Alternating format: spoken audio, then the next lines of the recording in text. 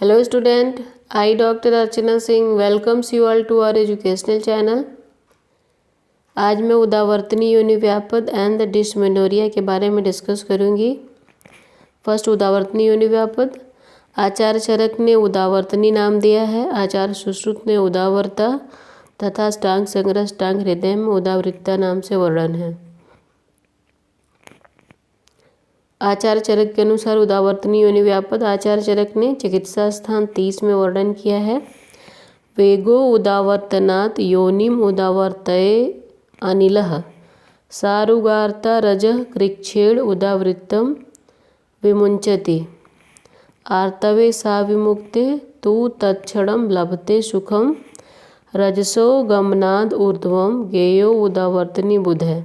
अर्थात वेगो उदावर्तनात्, वेगो के उदावर्तन अर्थात जो भी अधोमार्ग से निकलने वाले वात आदि वेग हैं उनको रोकने से वो अधोमार्ग में प्रवृत्त न होकर अधोमार्ग में न निकल के ऊर्ध्वमार्ग में जाने से प्रकुपित वायु योनिम उदावर्तय अनिल, वो जो प्रकुपित वायु है वो योनि को उदावर्तित कर देती है।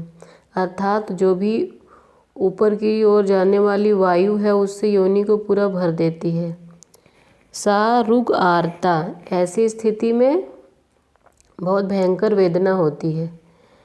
रजः कृच्छेड उदावृत्तम विमुंचति, और वह वेदना से पीड़ित योनि रज को ऊपर की ओर ले जाके बहुत ही कृच्छेड कष्ट से मुंचित करती है, कष्ट से निकालती है। आर्तवे सा विमुक्ते तु तत्क्षणं लभते सुखम, आर्तवे सा विमुक्ते अर्थात आर्तव के या रज के जो है निकलते ही स्त्री को तत्क्षण तुरंत ही सुख की प्राप्ति होती है। अर्थात जो भयंकर वेदना हो रही थी उसमें शांति आ जाती, वेदना शांत हो जाती है तो स्त्री को तत्काल ही सुख की प्राप्ति होती है। रजसो गमनाद ऊर्ध्वम गेयो उदावर्तनी बुध है, क्योंकि इसमें रज ऊपर की ओर जाता है तो रज को ऊपर की ओर जाने के कारण ही इसको उदावर्तनी कहते हैं। ये उसका हिंदी में वर्णन दिया है। आचार्य सुश्रुत के अनुसार स फेनिलम उदावर्ता रजः कृच्छेड मुंचति चतुर्शिष्वपि चाद्यासु भवंत अनिल वेदना, अर्थात जो उदावर्ता योनि व्यापद से पीड़ित स्त्री है वह सफेनिलम झागदार या फेनिल युक्त रज को कृच्छेड मुंचति, बहुत ही कष्ट के साथ उसको मुंचति निकालती है, स्राव करती है। तथा चतुर्शिष्वपि चाद्यासु, जो आदि के 4 है, मतलब आचार्य सुश्रुत ने 5 योनि व्यापद को एक साथ वर्णन किया है वो सभी, और ये भवंत अनिल वेदना, इसमें वात की अन्य वेदनाएं भी होती है। मेन मतलब ये वातज योनि व्यापद है। इंदु टीकाकार ने इस पर टीका करते हुए बताया है कि पीड़िता सत्य उदावृत्तम बद्धम रजो रक्तम, कि जो उदावर्ता से पीड़ित योनि है यह उदावृत्तम बद्धम, कि ऊपर की ओर फेंके हुए तथा बद्ध रज का, बद्ध रज मतलब क्लॉटेड ब्लड जो थक्के के रूप में वैसे रक्त का ही स्राव करती है। तथा मधुकोश व्याख्याकार ने माधव निदान पे व्याख्या करते हुए बताया है कि इसको उदावर्तनी क्यों कहते हैं, क्योंकि उदावर्तेति ऊर्ध्वम आवर्तः समन्ताद अवर्तनम वायुर्यत्र, कि है ऊर्ध्वावर्त, जो वायु है वो चारों ओर घूमने के कारण, वायु के चारों तरफ वर्तन या घूमने के कारण ही इसे उदावर्तनी योनि व्यापद कहते हैं। इसकी चिकित्सा उदावर्तनी योनि व्यापद की त्रैवृत्त स्नेह, जो घृत तैलवशा त्रैवृत्त स्नेह, उसका स्नेहन स्वेदन अनुवासन बस्ती और मूत्र बस्ती देना चाहिए। ग्राम में आनुपादक मांस रस का सेवन करना चाहिए। 10 मूल सिद्ध क्षीर की बस्ती एवं पान देने का विधान है। 10 मूल एवं त्रिवृत्त के क्वाथ एवं कल्प के सिद्ध स्नेह का पान, अनुवासन बस्ती एवं उत्तर बस्ती क्षीर से स्वेदन करना चाहिए और सभी जितने भी वातनाशक चिकित्सा बताएगी उसको करना चाहिए तथा यव गोधूम किड़व कुष्ठ शतपुष्पा श्रेयाह प्रियंगु बला एवं आँखों पड़ने के कल्क से उत्कारिका बनाकर योनि में धारण करना चाहिए। ये इसका रेफरेंस है। नेक्स्ट है इसका मॉडर्न कोरिलेशन। इसको डिस्मेनोरिया से कोरिलेट कर सकते हैं। तो डिस्मेनोरिया होता है डिसमिनोरिया पेनफुल मेंस्ट्रुएशन।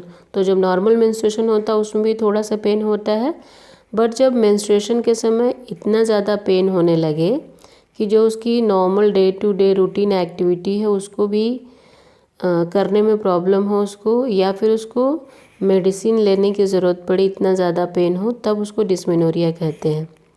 ये दो टाइप की होती है, प्राइमरी एंड सेकेंडरी। प्राइमरी को स्पाज्मोटिक डिस्मेनोरिया एंड सेकेंडरी को कंजेस्टिव डिस्मेनोरिया भी कहते हैं। तो प्राइमरी डिस्मेनोरिया या स्पाज्मोटिक डिस्मेनोरिया, तो जहाँ पे कि पेनफुल मेंस्ट्रुएशन तो है बट यहाँ पे कोई भी आइडेंटिफिएबल पेल्विक पैथोलॉजी नहीं होती। मोस्टली ये एडोलिसेंट एज में होता है एंड ये almost always confined to the ovulatory cycle. जो ओवुलेटरी साइकिल होती है उसमें होता है। Pain related to the dysrhythmic uterine contractions and uterine hypoxia and generally ये प्रेगनेंसी एंड वेजाइनल डिलीवरी होने के बाद पेन सबसाइड हो जाता है। जो डिस्मेनोरिया का पेन है वो क्योर्ड हो जाता है। पैथोफिजियोलॉजी, मेन जो इसमें पैथोफिजियोलॉजी है कि abnormal anatomical and functional aspects of the uterus. इसमें क्या स्टेनोसिस ऑफ द इंटरनल आस जो है वो अगर थोड़ा स्टेनोज या सकरा हो तो जो भी मेंस्ट्रुअल ब्लड फ्लो है वो डिफ़िकल्ट होगा उसको फ्लो होने में, तो जिसकी वजह से स्ट्रॉन्ग यूट्राइन कॉन्ट्रैक्शन होगा उसको फ्लो कराने के लिए, इसकी वजह से इसमें पेन होता है। या फिर मुलेरियन डक्ट्स का अगर अनइक्वल डेवलपमेंट हुआ है जैसे सेप्टेट या बाइकार्बोनेट यूट्रस, तो जो दोनों साइड दोनों हाफ ऑफ यूट्रस है वहाँ पे अनइक्वल मस्कुलर कॉन्ट्रैक्शंस होगा जिसकी वजह से पेन होता है। या फिर over activity of the sympathetic nerves जिसका फंक्शनल एस्पेक्ट्स ऑफ यूट्रस है वहाँ पे, तो इसकी वजह से hypertonicity of the circular fibre of the isthmus and internal os, जिसकी वजह से यहाँ पे पेन होता है मेंस्ट्रुएशन के समय। रोल ऑफ द वैसोप्रेसिन, तो जो भी वुमेन होते हैं जिनमें प्राइमरी डिस्मेनोरिया वाले वुमेन, उनमें क्या होता है वैसोप्रेसिन रिलीज ज़्यादा होता है, जिसकी वजह से prostaglandin synthesis and myometrial activity ज़्यादा हो जाती है, जिसकी वजह से uterine hyper activity and dysrhythmic contractions होता है जो कि इस्चीमिया एंड हाइपोक्सिया करती है, जिसकी वजह से अल्टीमेटली पेन होता है। एंड साइकोसोमेटिक फैक्टर, जो एडोलिसेंट्स या जो यंग गर्ल्स होती है वहाँ पे टेंशन एंड एंजाइटी ज़्यादा होती है, जिसकी वजह से जो उनका पेन थ्रेशोल्ड होता है वो लोअर, जो पेन सहने की क्षमता होती है वो कम होती है, जिसकी वजह से भी उनको पेन ज़्यादा होता है। Role of prostaglandins, prostaglandin F2 alpha ये क्या स्ट्रॉन्ग वैसोकॉन्स्ट्रिक्टर होता है जो कि मायोमेट्रियम के इस्चीमिया ऑफ मायोमेट्रियम करता है। तो जो ओवुलेटरी साइकिल्स होता है under the action of progesterone, prostaglandin synthesised from the secretory endometrium. Prostaglandin released with the maximum production during the shedding of the endometrium, इसीलिए जब मेंस्ट्रुएशन जैसे स्टार्ट होने वाला है या स्टार्ट होता है उसी समय पेन बहुत ज़्यादा होता है। क्लिनिकल फीचर, तो जो प्राइमरी डिस्मेनोरिया है वो पेन मोस्टली ये फ्यू आवर बिफोर या just onset of the menstruation, जैसे मेंस्ट्रुएशन स्टार्ट हो रहा है उसके थोड़ा पहले या उसी के स्टार्ट होने के समय ही पेन रहता है। एंड मोस्टली 24 to 48 आवर, 1 से 2 दिन तक पेन प्राइमरी डिस्मेनोरिया में रहता है। नेचर ऑफ द पेन, ये स्पाज्मोडिक पेन होता है, मोस्टली ये लोअर एब्डोमेन में कन्फाइंड रहता है एंड ये back and inner aspect of thighs में यहाँ पे रेडिएट होता है पेन। इसके साथ साथ सिस्टेमिक डिस्कम्फर्ट जैसे nausea, vomiting, fatigue, diarrhoea, headache, ये सब भी होता है प्राइमरी डिस्मेनोरिया में। And vasomotor changes, pallor, cold sweat and कभी कभी फेंटिंग, ये सब भी सिम्टम्स मिलते हैं। ट्रीटमेंट है इसमें प्राइमरी डिस्मेनोरिया का कि जितने भी जनरल मेजर्स है उसको, जनरल कंडीशन उसको इम्प्रूवमेंट करना है। Rest, relaxation, assurance, psychotherapy and local heat, जो लोअर एब्डामेन है वहाँ पे लोकल हीट सिकाई करना है, या गर्म पानी की पट्टी या फिर जो हॉट वाटर बैग्स हैं उन सब से सिकाई करना, लोकल हीट देना है। जो भी उसकी यूजुअल एक्टिविटी है, day to day activity, even sports exercise, उसको कंटिन्यू करा के रखना है। माइल्ड एनाल्जेसिक एंटीस्पास्मोटिक देना है। अगर इन सब से भी पेन में आराम नहीं होता है, सीवियर केस है, तो वहाँ पे ड्रग्स या सर्जरी देते हैं। जो ड्रग्स यूज करते हैं मोस्टली ये प्रोस्टाग्लैंडिन सिंथेटेस इनहिबिटर्स। ये क्या करता है, जो प्रोस्टाग्लैंडिन सिंथेसिस होता है उसको डिक्रीज कर देता है, एनाल्जेसिक इफेक्ट देता है, जैसे मेफेनेमिक एसिड, इंडोमेथासिन, ये सब है। And combined oral contraceptive pills, ये सभी ड्रग्स यूज करते हैं।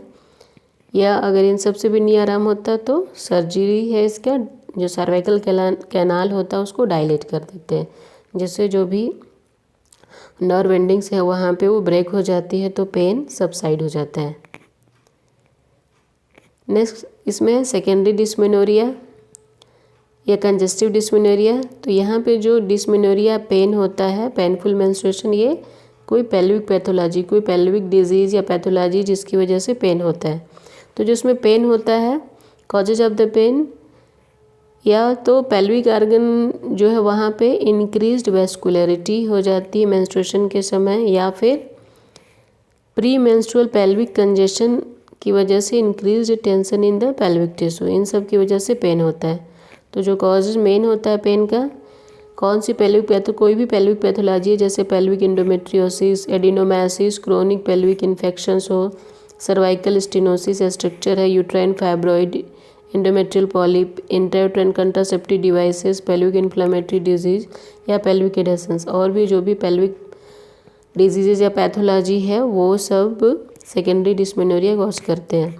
क्लिनिकल फीचर इसमें मिलता है सेकेंडरी डिस्मेनोरिया में, डल पेन मिलता है इसमें, dull pain in the back and lower abdomen, और यहाँ पे कोई रेडिएशन नहीं है। जैसे प्राइमरी डिस्मेनोरिया में तो लोअर एब्डामेन में पेन स्टार्ट होता है और बैक या थाइज, इनर थाइज में रेडिएट होता है।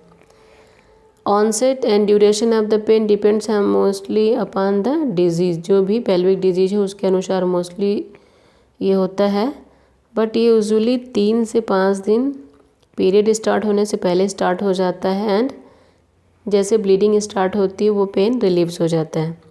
Other symptom related to disease, जो भी डिजीजेज हैं पेल्विक डिजीज उसके अनुसार और सिम्टम्स मिलते हैं, एंड यूजुअली इसमें सिस्टेमिक डिस्कम्फर्ट जैसे नोजिया, वोमिटिंग, हेडेक, ये सब नहीं मिलता है, जो कि प्राइमरी डिस्मेनोरिया में मिलता है। ट्रीटमेंट इसका होता है सेकेंडरी डिस्मेनोरिया का अकॉर्डिंग टू द कॉज, जो भी पेल्विक डिजीज या पेल्विक पैथोलॉजी उसके अनुसार इसको ट्रीटमेंट देते हैं। तो स्टूडेंट यहाँ पे उदावर्तनी योनिव्यापद एंड डिस्मेनोरिया कंप्लीट होता है। अगर आपको कोई भी प्रॉब्लम है तो आप मुझे कमेंट बॉक्स में कमेंट करिए, and please like share and subscribe. Thank you.